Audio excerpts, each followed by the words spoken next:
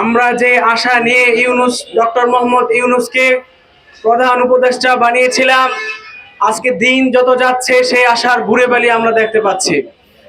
আমরা আশা করেছিলাম এই সরকার যারা অত্যাচারী ছিল, যারা এই দেশের মধ্যে ফেসিবাদ তৈরি করেছিল তাদের বিচার করবে, কিন্তু দেখতে পাচ্ছি তাদেরকে বিচার না করে পুনঃপ্রতিষ্ঠা করার জন্য সরকার কাজ করে যাচ্ছে।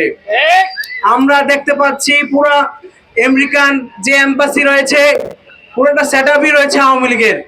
কিভাবে তারা কখন যাবে, কি করবে, সব খবর আওয়ামী লীগের কাছে পৌঁছে দিয়েছিল তারা।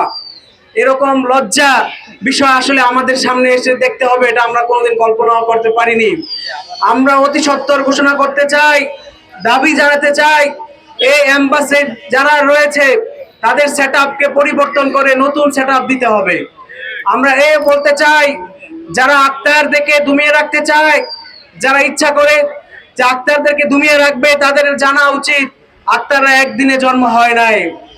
সেই 2016 সাল থেকে আন্দোলন করতে করতে আক্তাররা আজকে উঠে এসেছে, বর্তমানে জাতীয় নাগরিক পার্টি এনসিপির সদস্য সচিব হিসেবে দায়িত্ব পালন করছে।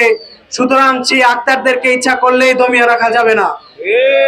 আমার ভাই আক্তার পোস্ট দিয়েছে যে আমরা বুলেটের গুলিকে ভয় পাই নাই, আর এই ডিমকে আমরা ভয় পাবো।